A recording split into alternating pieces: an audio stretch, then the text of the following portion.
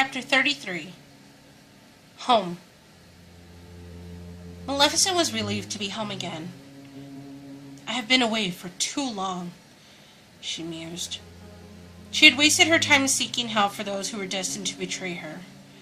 She had been foolish to think she could trust Nanny, to trust anyone other than herself. The Dark Fairy was alone, just as she had always been, and she would fix her problem herself. She would see to the matter of Prince Philip. Maleficent stood in front of the mirror in her dim bedroom. The only light in the room came from the green flames in her fireplace. The light danced, creating menacing shadows of the stone gargoyles, peering down at her from the four corners of the room, and from either side of the enormous mantel. The gargoyles that flanked the fireplace were taller than her by probably 5 feet or more. Maleficent had to wonder if they had been living, breathing creatures at one time, but she could on rare occasions detect a tiny glimmer of life within them. Her green face stared back at her in the mirror as she tried to collect herself, reining in her anger. She needed to be clear-headed for this fight. It wasn't just Philip she was up against. She would be fighting a good portion of the magical realm. "Maleficent, please stop this now. It's not too late." It was Grimmauld flickering in the mirror. Maleficent closed her eyes, willing her to go away. She didn't want to see the old queen's face right then. "My friend, I can't let my daughter live. You wouldn't understand." Grimmauld became quiet and still. "Wouldn't I? I tried to kill my daughter. More than once. If anyone understands, it's me. And mark my words, Maleficent, you will die if you face Prince Philip. It is written in the book of fairy tales. There is no guarantee you will inhabit another realm after your body dies. The Odd Sisters are not here to protect you." Maleficent felt her face burning with anger. "It is all written, then. Predetermined? Why bother to live our lives at all?" Grimmauld sighed. "I wish there was more I could do, but my powers are limited outside my own kingdom." Grimmauld seemed to understand there was nothing she could say to talk her friend out of this madness. "If you insist on dying today, then please know I have loved you well." Maleficent felt a lurch in her stomach, in that place where she kept all her pain, in the place where she kept her adoptive mother, the Odd Sisters, her daughter, and her former self. "I know, Grimmauld. Thank you." "It's not too late," Grimmauld persisted.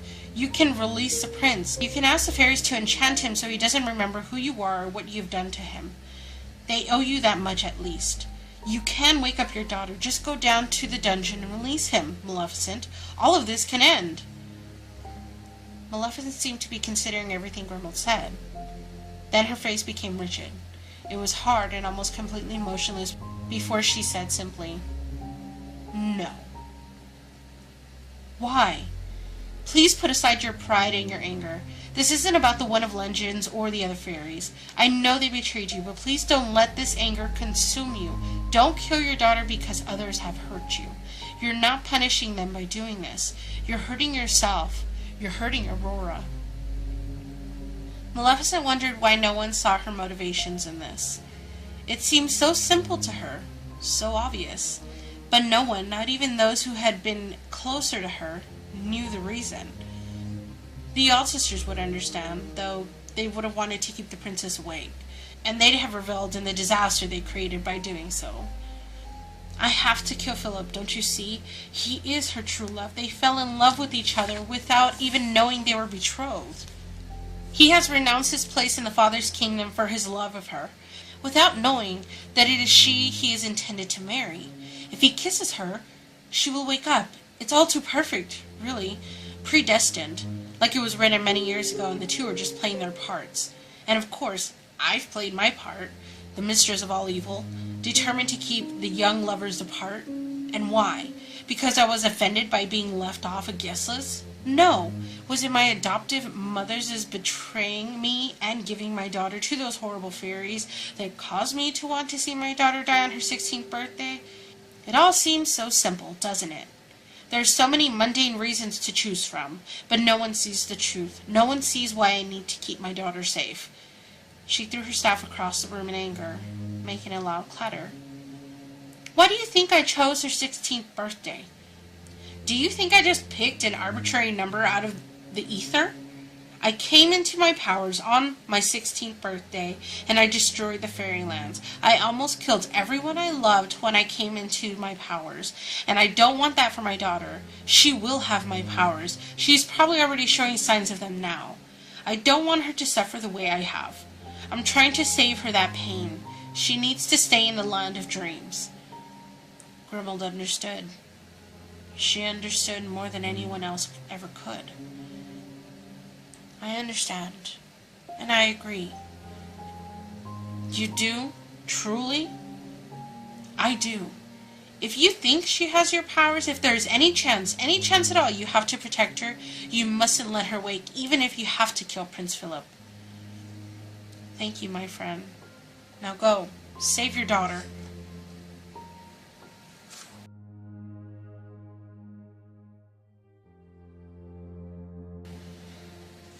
Chapter 34. Mistress of all evil. Maleficent was in the bowels of her castle where she did her great magic.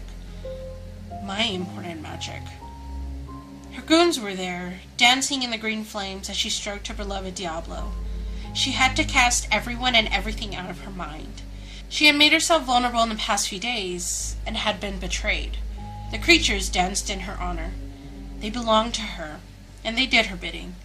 She started to feel like her old self, the way she had felt before she ventured to Morningstar Kingdom.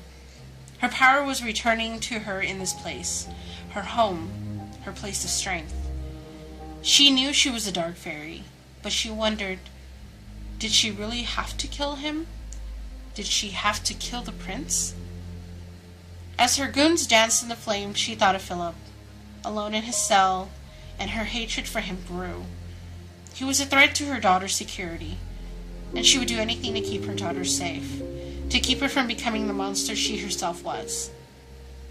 And as she stroked her pet Diablo while they watched the festivities, she thought she'd better pay the prince a visit. What a pity Prince Philip can't be here to enjoy the celebration. Come, we must go to the dungeon and cheer him up. Diablo led the way down the long hall that was guarded by his mistress's goons. They went down a long, narrow, cylindrical staircase that wrapped around the east end tower, even farther into the depths of the castle.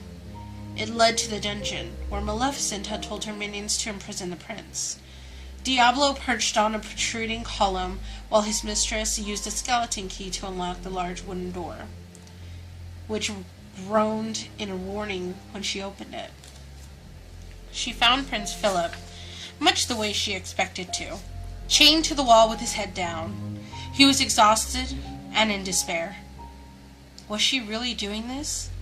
Was she going to kill him? Was she taking on the role of the Dark Fairy, the mistress of all evil? But she'd already resigned herself to the role. This is the way it was written. This is how it was meant to be.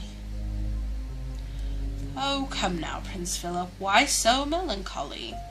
A wondrous future lies before you, the destined hero of a charming fairy tale come true. The mistress of all evil waved her hand over the sphere at the top of her staff, enchanting it so the prince could see into his future. Maleficent decided that she didn't have to play the role exactly. She could take another path. Maybe she could save the prince and still keep her daughter safe. And maybe, just maybe, Maleficent would live. Behold, King Stephen's castle, and in yonder topmost tower, dreaming of her true love, the Princess Aurora. But see the gracious whim of fate. Why, 'tis the self-same peasant maid who won the heart of our noble prince but yesterday. She is indeed most wondrous fair, gold of sunshine in her hair, lips that shame the red rose, in ageless sleep she finds repose. The years roll by, but 100 years to a steadfast heart are but a day, and now the gates of the dungeon part, and our prince is free to go his way. Off he rides on his noble steed, a valiant figure straight and tall, to wake his love with love's first kiss, and prove that true love conquers all. Maleficent laughed at the evil brilliance of her plan. She laughed as she saw the prince struggling against his chains, realizing she intended to keep him there for 100 years. Come, my pet, let us leave our noble prince with these happy thoughts. A most gratifying day. As she locked the dungeon door behind her, she felt relief wash over her. For the first time in 16 years, I shall sleep well. Maleficent made her way to her tower, comforted by the thought that her daughter was safe. She wanted to sit and think. She wanted to talk over her plan with Grimmauld to see if she thought Maleficent had made the right decision in keeping the prince alive. But Diablo was making a terrible screeching noise. She heard the clamor of weapons and thought her goons were fighting among themselves, being the witless fools that they were. Silence! You tell those fools to... Oh, no! My precious one, my old friend! Diablo had been turned into stone, and she knew who was responsible. The 3 good fairies.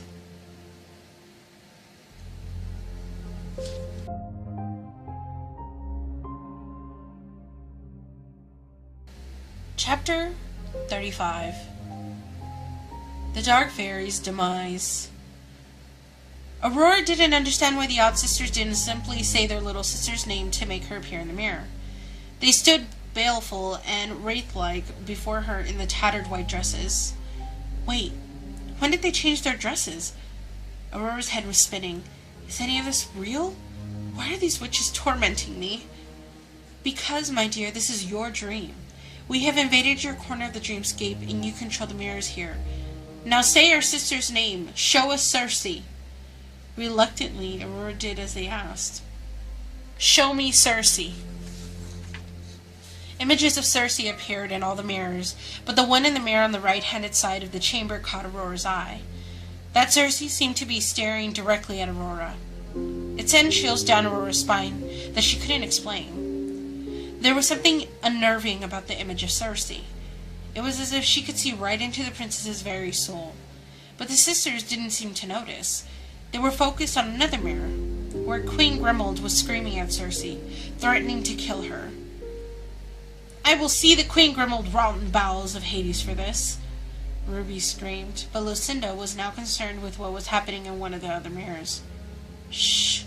Sisters, I don't think that's happened yet, but look. In the other mirror, Circe was at home searching through the Odd Sisters' books, desperately looking for something. Oh, Snow! I think I found it. I think I found what Maleficent was talking about. It's a spell. Circe said, panicked. The Odd Sisters watched as all the color ran from Circe's face. She looked ill, like she might faint. What is it? Snow asked, running to Circe and putting her tiny hand in hers. Are you okay? Come sit down over here. I will get you some water. You look dreadful. Take your hands off our sister, Ruby shouted, but Snow White couldn't hear her. What is that horrible brat queen doing in our house? Martha yelled, but Lucinda quieted her sisters. She wanted to hear what Circe was saying. I understand now. It all makes sense. Everything. Every foul deed, my sister's mania, my powers. Everything. No! The Odd Sisters' scream filled the chamber, but they were distracted by some of the mirrors that were now flashing images of Maleficent. Sisters, look! It's Maleficent! Ruby shot Aurora a wicked look. Why are you changing the mirrors? We asked to see our sister. Ruby, look! The Tree Lords are going to kill Maleficent, Martha cried. This isn't how she dies. This isn't how it ends, Lucinda screamed, panic-stricken. No, sisters, look, Ruby said, pointing at another mirror where the prince was escaping Maleficent's castle on his white horse with the help of those wretched good fairies. From the parapet of her castle, Maleficent waved her glowing staff, summoning her dark magic. Shouting the words of her evil spell, Maleficent took control of the thorny vines, making them encircle King Stephen's castle. Good girl, Lucinda yelled. You control the darkness, evil one. Make the dark storms surround the castle with thorns. She looked to her sisters. This is what's happening now. She is pursuing the prince. Lucinda was worried about the good fairies helping the prince, but she was fearful they would overcome Maleficent. She took a little crescent moon-shaped stickle from her bodice belt and sliced her hand. She held her hand open, palm up, and let the blood pool there until there was so much it started to seep between her fingers, dripping onto the floor. "Sisters, come." Ruby and Martha held out their long, claw-like hands, letting Lucinda slice open their palms with a quick, unceremonious gesture. Aurora watched in horror as the officers placed their blood-stained hands on the mirror while Lucinda said the words, "Let us help this witch, this fairy true, and see into her heart and give her her due." The odd sister started to convulse, shaking uncontrollably as they repeated the words, this time more loudly than before. "Let us help this witch, this fairy true, and see into her heart and give her her due." The odd sisters could now see into the dark fairy's heart. They knew she wanted to kill the prince. They could feel what she felt, all her sorrow, her loneliness, her anger, and pain. The weight of it was crushing. This is how the story goes. This is who I am and who I always was destined to be. I am the mistress of all evil. The odd sisters felt cold hearing Maleficent say those words. In a confusing flash, they saw the young Maleficent. They saw themselves young. All of them different. Much different from how they were now. They remembered the young girl they had loved. The girl they had hoped would never see this day. The little witch fairy they wanted to protect. Suddenly, without understanding why, their perspective changed. They were brought back into themselves, feeling quite different, quite like themselves again. They were eager to see Maleficent embrace her powers and her dark destiny. To see her control the darkness and use it to her advantage. They'd always known this day might come, even if there had been a time when they wished it wouldn't. The witches they were now knew that it was meant to be, and that they themselves had played an even larger role than the fairy godmother in bringing Maleficent here, to this place and time. The time Nanny had always seen. The time Nanny had dreaded with all her being. Nanny just hadn't seen them, the odd sisters, hiding behind the mirrors, where they always were. The odd sisters knew Maleficent wouldn't betray herself. They knew she was no longer afraid to kill the prince, especially now that she was thrashing his way through the forest to the sleeping Aurora. She was the mistress of all evil. But they were brought out of their reverie by Aurora's terrible screams as Maleficent stood confidently against the prince, a green and furrow surrounding her. The foes faced each other on the drawbridge of King Stephen's castle, Maleficent's powers reaching their apex. The sisters had never seen her so powerful. Aurora's hysterical crying was distracting them. Lucinda put her hand on Aurora's face, almost tenderly at first, and then pushed her backward. The princess fell gently, almost as if she were floating in reverse onto the floor.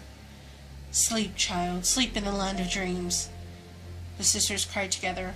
Martha gasped as she saw Maleficent erupt into the tempest of black and purple storm clouds, growing and towering over the castle. They were connected to her, by spellcraft and by blood. The sisters began to tremble violently again, their hands bleeding all over their tattered white dresses and staining their porcelain skin. The first to fall to the floor was Ruby, then Martha. Lucinda stood over them, doing what she could to comfort her sisters and keep them from injuring themselves while they convulsed. They were sprawled on the floor, shaking and screaming unintelligibly. Their eyes rolled back into their heads, then suddenly they went completely quiet and still. Their eyes bulged from their deep-set sockets. Lucinda could see only the whites of their eyes, and she knew she could now communicate with Maleficent through her sisters. She put her right hand on Ruby's heart and her left on Martha's, making a deep red blood stain on her dress from the cut in her hand. "Embrace your destiny, Maleficent. Die if you must to keep your daughter safe," Lucinda screamed. She smiled as she heard Maleficent say the words. "Now shall you deal with me, O Prince, and all the powers of hell." Lucinda watched as Maleficent grew, towering above the storm clouds they were crashing and erupting in the tumultuous sky. She could feel the power surging through Maleficent as she transformed, making her feel more wondrous than ever before. And Lucinda knew in her heart that Maleficent was finally herself, her true self, the mistress of all evil. As Maleficent transformed into a magnificent beast, she didn't feel pain. How she loved being in this dragon form. She wished she had embraced her evil long before. Perhaps then her transformation would have been so painful. If only she hadn't resisted who she really was for so long. She reveled in destroying the prince. She wanted to taste his blood and feel his bones snap within her powerful jaws. "I'm going to save my daughter. Time to die." Her terrible jaws snapped at Prince Philip, the pain of the blows of his sword not even registering. She had one purpose. She would kill the prince to save her daughter, and she would enjoy it. She would stand watch for an eternity, protecting Aurora from anyone who dared try to wake her. Nothing else mattered. Everything had been building to that moment. She was free. She would finally be able to give her daughter the one thing no one had been able to give Maleficent: peace. Lucinda's scream echoed in Maleficent's ears. "The sword! They're enchanting the sword!" But it was too late. "Now, sword of truth, fly swift and sure, that evil die and good endure," Flora chanted. The prince threw the enchanted sword into the dragon's heart. Her scream echoed through the many kingdoms, reverberating in the hearts of those who had once loved the dark fairy. They felt her pain as she used her last breath to blast the prince with fire before she fell over the precipice to her demise. The prince expected to find the dragon's body lying at the base of the cliff, but he only saw his sword plunge into Maleficent's empty, tattered robes. It was over. The young prince had taken Maleficent's life so he could begin his own.